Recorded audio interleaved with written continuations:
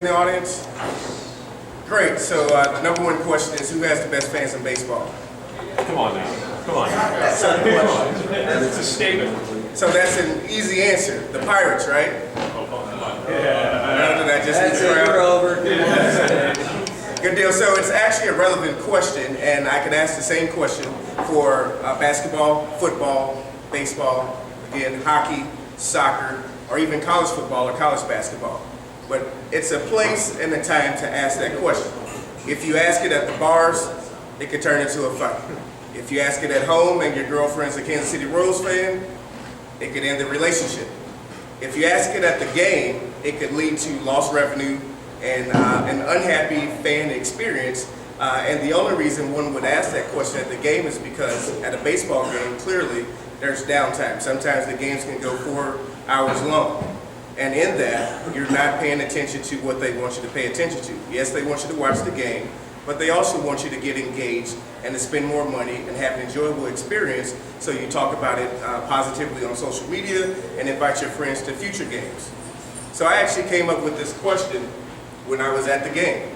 I was sitting in the green seats, and we have all the free food and alcohol that you want, and I actually got bored. The game went kind of long, it was kind of hot, and I started trying to figure out how I could engage all of the fans to have a more enjoyable experience for myself. Which brings us to the problems. Sometimes at the game you can be either bored, the engagement is not real, specifically talking about when they do the hide the ball under the hat game. You're interacting and you're saying what you think, where you think the hat is, or the ball is under the hat, but they don't have a way of actually knowing that you were right. Furthermore, there are limited win opportunities. You don't actually get a prize for doing that unless they do it on the actual section. When they do t-shirts and throw them into the crowd, you don't actually have a real chance if you're up too far up, or if you're too close to home plate. I've never received a free t-shirt, and just 2 weeks ago, the last game that the Cardinals played the Royals, I was sitting there and I looked to my left and Fred Bird's right there. He gave me £1, and then he went two rows up, because I was sitting with Royals fans. He went 2 rows up, and there was a nice section of kids, and they got free Papa John's pizza. So I missed out on the opportunity yet again, and I wasn't even in the the green seat section. I was actually out in the crowd, and I missed out on that opportunity simply because they were looking for something different. But what if there was a way to have increased engagement, increased opportunities to win, and then possibly to get something that you'd actually like? I'm not a Papa John's fan, but I would have taken a free prize. But if it were Pizza Hut maybe, or Godfather's Pizza, that probably would have been a better deal for me. The solution is Fanvie. Fanvie is what I affectionately call the NCAA tournament for rival sports fans. We harness the power of rivalries, which happen to be age-old. We have some rivalries that go back at least a century. And believe it or not, they don't die even in a recession, or when a team of yours goes from the Big 12 to the SEC. To this day, as someone that went to Mizzou, I would never marry anyone that went to KU. And yes, they do. Better yet, I wouldn't even be caught in the same room without having an endless debate about why Mizzou is better than KU. So in that, with the solution, we have an opportunity to engage all of the fans in the stadium. And I know that it sounds like a problem, because you have 40,000 people at the last game that I attended. It was roughly about 43,000 actually. The network congestion is a problem, or has been a problem. And then the thing is, you're there for the baseball game. But if you think about it, the game, they already try to engage you. The team already tries to engage you today. That's why they do the kiss cam. That's why they throw t-shirts into the crowd. That's why they do the hide the ball under the hat game, as well as the hot dog race or the mascot race. The market opportunity is massive in just North America. In North America, there's a $16.9 billion brand sponsorship opportunity, and that's the total size of the market. Now, the serviceable, addressable market, in my viewpoint, is roughly about 10% of that. Some of the brands have locked in brand sponsorship deals with the teams, but there's a certain portion of that that allowed for the actual revenue to dip in 2013, I believe it was. It dipped by, just less than 1%, but that was big considering the reason. The reason that the revenue dipped was because the brands were saying we don't have an accurate or measurable return on investment, or we don't know who acts on our actual brand sponsorship within the stadium. And that creates a huge opportunity for someone to come in and fill that void.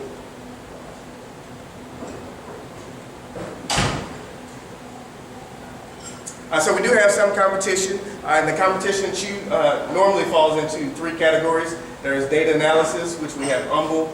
There's in-venue revenue maximization, which kind of looks at analytics, but tries to make sure that they spend more either at the concession stands or just buy more merchandise in general, and then attend more games. And then there's the fan engagement. Hyper is a company that has recently raised money. They won the first and future NFL competition, and all they do is they look at all of the social media engagement in the game, and then they provide an actionable way to engage with them if you're a brand or a team. But we can do way better than that, and that is my idea. So the secret sauce and competitive advantage that I believe that Fanvie brings to the arena is we would have the first of its kind actual national tournament for each sport every season. So it's simple. Fans compete against their rival sports fans. They win prizes, win bragging rights, and repeat that season to season, sport to sport. In addition to that, we've already figured out how to solve the in-venue network congestion problem, as well as having some IP that we will be able to use to lock out competitors and also to entice both the brands and the teams to go with us. Lastly, I was the EA campus sports rep, EA sports rep at Mizzou. I started out as an intern. I was an intern for 2.5 years before I actually got to move up. We had a network of roughly 30, we were at the top 30 sports schools in the nation. And our daily thing was to promote video games that came out. So I plan to use that same model to actually do that, to promote Fanvie and to get fans in the game. The business model is simple. We have roughly about 300 teams in between college and professional. That's 122 teams on the pro side, and then if you take the top 60, or actually top 90 on each side in both college football and college basketball, it creates a massive opportunity. If you look at the markets, roughly it costs about $45,000 for a 30-second spot commercial during football season. It ratchets up to about $4.5 to $5 million during the Super Bowl. But if you think about it, $45,000 for a 30-second spot, it would be easy to potentially stretch it out and get $1 million in the market. And if you look at the number of fans that actually go to a game in season, or that watch in the bars or watch at home, it's a massive opportunity. And then we have the actual tournament naming rights. To sponsor the national fan tournament for baseball or for college football, I think that represents a $1 to $10 million opportunity per year, just depending on the type of engagement that we have. And the way I plan to launch, going back to my EA roots, is just going to campus. So starting with a dorm room challenge, then moving on to a Greek challenge, and that helps us seed the fan base. And then each college team has a fan affinity team. At Mizzou, we have the Zoo Crew, and if I can engage them to compete against Tennessee or any other SEC team, or maybe we could get something going with the Big 12 again, that would create the opportunity and engage them to want to beat their rivals and give us a massive market opportunity. In addition to that, I plan to start with the top 35 sports rivalries. And if we do that, Michigan's stadium seats 100,000. Even if we only got 40,000 people to download, the subsequent win and the touting of the win on social media gives us the opportunity to engage others and bring them onto the platform. Like I said, I was a former EA sports rep, and then I have my developer who developed the first product. It got to 90%, and then I actually happened to be a state rep. So I represent an area that had some issues, and I had to put this dream on hold and go do my job, but now I'm ready to dive right back in. In addition to that, we've had some investment to date, and we use that to fully flesh out the product. And needs, at this point, Nick and the other developer, one has parted ways with the company, and Nick, I can get him back. We just need to have the the investment that we need to bring him on full time. But outside of that, if anyone has any contacts to potential product company or company that's looking for a unique marketing opportunity, then we're always looking for someone to help us build out the beta product. With that, I'll take any questions.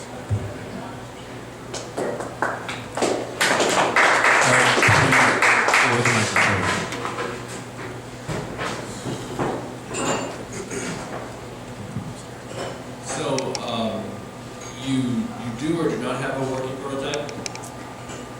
I do have a working prototype. I actually created it in GameSap.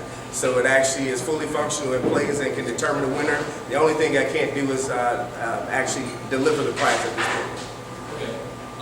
Would you be willing to prototype something in like a youth sports soccer league, like among Saturday morning parents who, would you consider prototyping something in that venue as opposed to, already launching into the NCAA, seeing how it does in fairly fair weather fans and in very safe environments like you saw? Sure, yes, I don't have a problem with that. Actually, because we just came up with the Rally Cat, I already plan to repurpose the first initial game from Fred Bird versus whichever mascot doing tug of war to the Rally Cat versus the Rally Squirrel. So we had the Rally Squirrel, so that may be a perfect opportunity to try that out, or the mascots of the actual youth soccer league teams, and see how engaged they are, and then see what opportunities are in store after that. What makes your target market different from people who like fantasy football or something like that? Sure. So fantasy games are more data driven, and it takes a person that's on top of the data and what's going on. This is the person that watches for other reasons other than just pure entertainment. And the target market I'm going after, these are people that are just rabid about their sports teams. They are diehard fans, and they will always defend a rivalry when presented the opportunity. But furthermore, in the stadium or in the venue, because the teams are already trying to engage the fans, but they're doing it in an analog fashion, there's a unique opportunity to make it all digital and provide the return on investment to both the brands as well as the team, and also provide actionable data to the teams and the brands to convert those fans or users into to maximize the lifetime value or to maximize the return on investment for that brand sponsorship. So there's quite a few competitors, it looks like. What are you doing better than them? Okay, one, I think the EA Campus Rep experience gives me an in. And if you think about it, if I were to start with the top 15 rivalries in college football, and because there's overlap between the different sports, if you start with college football, then go to college basketball, and then end with the NCAA tournament, we can amass millions of fans on the app that quick. And that would show the potential. And then once we get, a game going between the former World Series champions Royals and the Cardinals, that gives us even more exposure and brings more people on quicker in a more economical fashion. So what I'm attempting to do is just to get to the market faster, but also to aggregate the market as a whole. They're all doing things individually. There's an aggregation play if you aggregate all of the sports fans onto one platform, meaning that it makes it easy once I get the college football fans to then see the app for college basketball, professional baseball, football, basketball, hockey, soccer, and then hopefully one day we can do this at the Olympics and allow for the people at home to compete against the other countries. That's how Facebook grew. They went to a campus and grew there, and then went to the next one. It's a tried and true method for gaining traction, honing in on your target market, and then building from there. What is the tangible benefit for the fan? That's a good question for the fans. Because it's a brand sponsorship play, if Pepsi or Frito-Lay's wanted to do a brand sponsorship and they're not getting actionable data from sponsoring within Busch Stadium now, they could actually give away a free, big bag of Fritos or a free 12-pack of Pepsi. So the fan, based off of their engagement and then the win, an entire winning side could receive free 6-packs or 12-packs or the chips. So they'd actually get the prize. Then they get the bragging rights, and then at the end of the season, if they become the national fan champions, they get the opportunity to defend the title the next season. That's what creates the contagious environment, if you will, that makes them want to repeat the play and to invite their friends so that you can always beat your rivals. Just like I asked the question, I said who has the best fans, there's really no way to prove it. We can talk all day about the number of World Series won, we can talk about the number of people that attended the game, we can talk about how loud they are, but none of it is definitive in proving that your fans are better. But if we do one of the 50 games that I have as ideas, but that are easy to create, you know, we could do it year to year, season to season, and it keeps you involved throughout the season, only so that you can compete and become a national fan champion.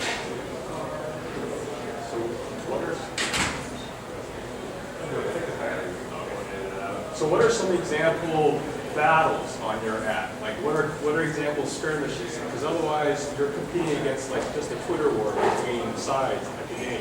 Sure. So again, network congestion is a problem. That problem is not solved within the stadiums. Yes, they're beefing up their networks within the stadium, but we are not even at 10% being upgraded at this point. So some of the games, well, the first game I actually wanted to do was sumo wrestling, and it actually would have put Fred Bird against the Cubby Bear or something like that. That could be a game. Tug of war is easy.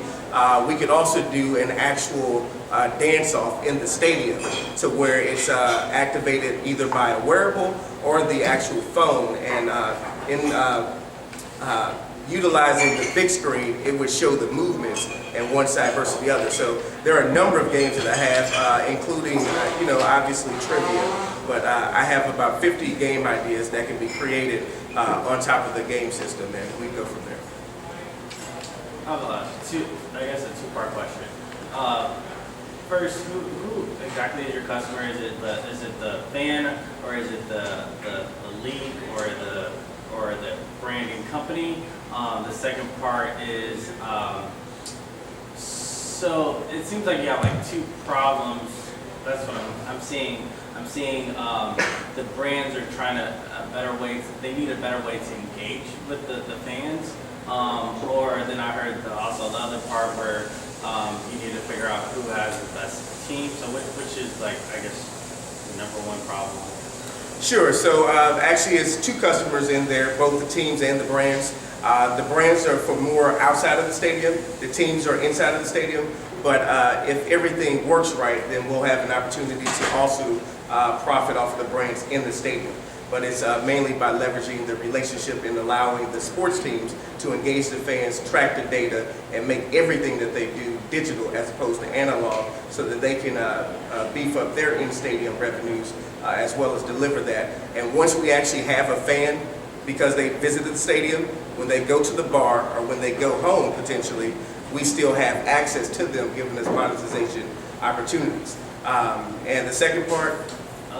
Like, what's the actual problem that you're trying to solve? Is it the brands trying to better engage? Sure. So it's both. One, I want to solve the problem of being bored at the sports game, and secondly, I want to solve the problems of brands not wanting to spend because they're not getting a return on investment. If they're just putting out cash, I mean, you can keep doing that, and I'm sure the Cardinals love it, but if they could give a measurable return on investment or a way to maximize the lifetime value or the return on investment, then I think the brands would love that. And by introducing this opportunity into the market, I think that the teams have no choice but to go with it. So two customers and two problems. Yes, but one solution, Fanvie. I was wondering if you thought about licensing or what that looks like, and do you negotiate that on like a team-by-team basis, or is it a league basis, or are you counting on them to kind of give that up as a... Sure, so I've thought about this a lot. Licensing may be something that's possible. I spoke with an individual last week. He actually recorded this. He said that ad kiosks took 2.5 years to get Major League Baseball to sign onto their platform. So in that's why I wanted to start with college football first, because if I amass the fans, it kind of makes it hard for them to say, no, we don't want to engage them. We see that this is going, and it puts it on us. The second way that I can get into the stadium, if they don't want to let me in, we could use augmented reality, and we can actually take over the fans from the stadium and allow them to compete, by using some of the sports, the EA Campus Rep tactics that we use to actually take them away from whatever they're trying to do, and then they're going to look up and say, you know, what's going on, and then we come back, show them the data, show them the engagement, and show them how we can make them more money and make their brand spend more money with them or happier. But licensing is a possibility. I did think about either providing SDK access or white label access at some point, but it would cost more money. But the trade-off would be I would allow them in on the back-end profits for the national tournament. So right now, just because you make it to the World Series doesn't mean that you would profit off of a fan tournament. But if I can cut them in on that, or potentially cut them in on the local market revenues that could be either made in the bars or at home in the future, then it creates an opportunity that they should at least, you know, hear out. Sure. I guess my question or my thought was more towards like, do you have to pay to use the Cardinals logo or to use the likeness of Fred Bird? And you negotiate that on a per team basis or on a league basis? Or? Sure. So I was reading something about Angry Birds recently, and I said they had IP, and I said that's a smart play because you can monetize that. So while I love, you know, Fred Bird as a Cards fan, I was joking about the Pirates. I wouldn't, you know, try to do that because as a business, you want to control everything you can. So I would affectionately create a different rally pet, if you will, one to use to engage the kids, which Major League Baseball has a problem attracting kids to watch and play the sport. So if I can get the kids to go with my rally pets, that would be one thing. Secondly, it removes the obstacle of getting licensing for actually playing. It'll have a likeness and characteristic, but it'll be of a whole different family, if you will. Just generally, tell me about EA Sports, tell me about your experience in EA Sports. Sure. And things like that. What So- strategies are effective for whatever you did?